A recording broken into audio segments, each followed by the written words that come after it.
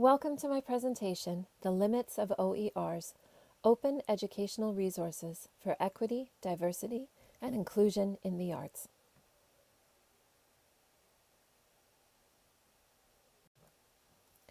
My name is Dr. Bridget Cauthery, and I am an advocate for online learning that is accessible, comprehensive, and built on strong pedagogic and critical principles.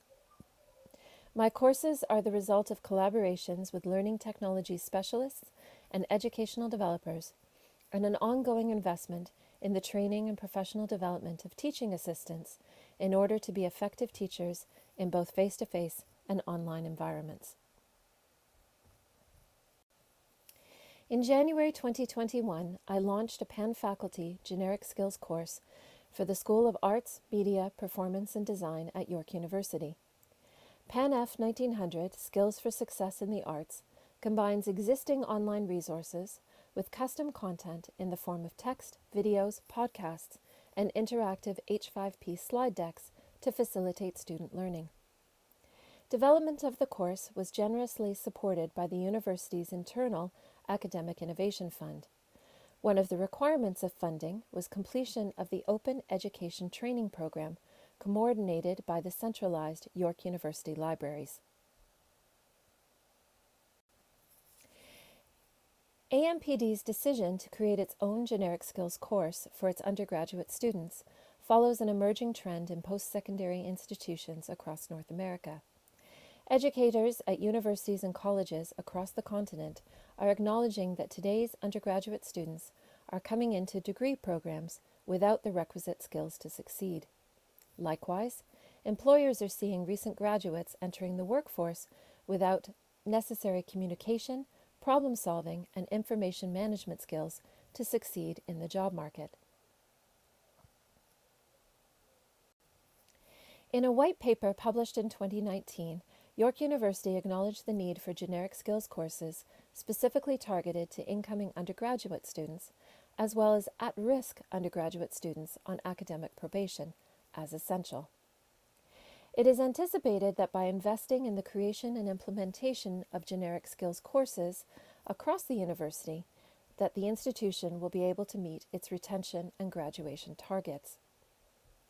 PAN-F 1900 is a pilot project for AMPD, and as such represents the faculty's commitment to building generic skills amongst its undergraduate student body. The main focus of the Open Education Training Program was to introduce curriculum leads to OERs, Open Educational Resources. Initially, I was thrilled that I would not need to create teaching tools for the 30 modules I envisioned from scratch. But after spending many hours combing through open online sources and both national and international password-protected databases, I became aware of the stark limitations of OERs. Open in OER refers to the large-scale availability and accessibility through Creative Commons licensing. And while there is an extensive pool of existing open license OERs, I discovered that very few, A, reflect the fundamentals of representation in terms of diversity, equity, and inclusion embedded in the ethos of York University and the greater society. B, incorporate Canadian content, examples, and perspectives. And C, are suitable for performing, visual, and digital art students as they have been created for science, technology, and education audiences. This realization has led me to embark on a new project to invest in a collaborative, agile working model that facilitates a pan-faculty, transdisciplinary approach to the creation of OERs. Doing so will promote learner-driven, virtual learning excellence for a segment of students that are currently underserved by existing digital resources, as well as implement a digital by design approach where resources will be created expressly for the purpose of skill enhancement and skill retention for post-secondary integrated arts-based learners in a virtual environment. In terms of background, the original project was to create a generic skills half-year course, PAN-F 1900 Skills for Success in the Arts, with the express purpose of increasing student success and retention rates in the Faculty of Arts, Media, Performance and Design.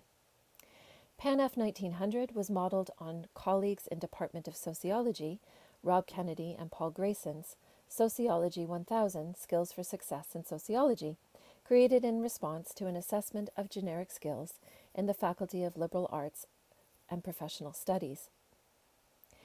AMPD conducted Grayson and Kennedy's Generic Skills Assessment with its own students in October of 2019 and harvested similar results, although AMPD students fared slightly better and demonstrated fewer skill deficits as compared to students in LA and PS.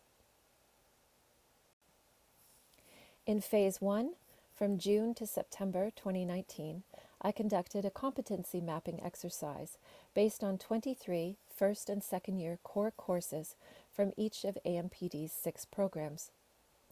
Competency mapping revealed 4 main skill areas: critical listening and observation, critical writing, critical reading, and research planning and presentation. From those 4 main skill areas, 36 skill sets emerged that were shared across the research sample. Skill areas were critical to meeting both assignment goals and learning objectives. In Phase 2, in fall 2020, from those 36 skill areas, I created 30 fully online integrated modules using H5P. With support from Learning Technology Services, I built a look for the course and recorded interviews with 14 faculty members from each program talking about their own and/or the discipline-specific approaches to key critical skill areas. We edited those interviews into 10 short films and built lesson plans for weekly 3-hour hands-on labs via Zoom. And finally, I trained 3 PhD students from Theatre and Performance Studies and Music to deliver the content. In our current phase, we launched PANF 1900 Skills for Success of the Arts with 125 students across 6 labs. On an ongoing basis, we are gathering anecdotal student feedback using CIQs and LEIs. We also just recently completed a training session for TAs on how to support ESL students. We have also applied for ethics approval to use the student data post-course, and we are in the process of recording audio for H5P slide decks in order to adhere to universal design principles. In spring 2021, we will evaluate the perceived successes and failures of the first iteration of the course with input from the TAs. Based on that, we will modify the content, course outline, assignments, and/or evaluation as indicated. I intend to present the findings to the faculty and suggest next steps in terms of tracking student success long term. And all of this is in anticipation of PANF 1900 being offered again in summer 2021. In sourcing OERs, I looked for content that reflected the standards of equity, diversity, and inclusivity fundamental to my own teaching practice, as well as the ethos of my university. I looked for content that was either politically or ethno-regionally generic, or cited Canadian studies or content, and was either applicable or adaptable to an audience of performing, visual, and digital arts majors. This was a tall order, and I frequently had to integrate OERs that fell short of these standards due to time constraints. While cognizant that I need not be reinventing the wheel, it became clear that existing OERs serve a very specific segment of the post-secondary student population, and that resources that supported integrated arts-based curriculum were few and far between. The majority of OERs are Eurocentric, androcentric, heteronormative, ableist, and US-centric, and are underscored by STEM and education examples. As a result, they fail to reflect either the demographic or the degree focus of the students I teach. York University has a higher proportion of students of non-European origin than the 5-university provincial average. York also has a higher percentage of students who identify as Black, Asian, or other minority groups than other universities in the province. In my estimation, OERs support the learning of the status quo, and in light of our ongoing need for quality online education, OERs must be reinvented with diverse pedagogical goals and students in mind.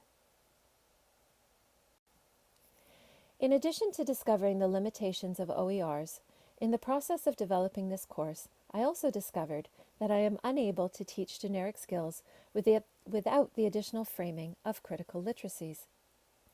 As a dance studies scholar with a focus on neo-colonialist approaches to racialized bodies in contemporary movement, I was unable to approach topics such as argumentative essay structure, thesis statements, or reflective writing without likewise teaching bias, the personal as political, and texts as social constructions.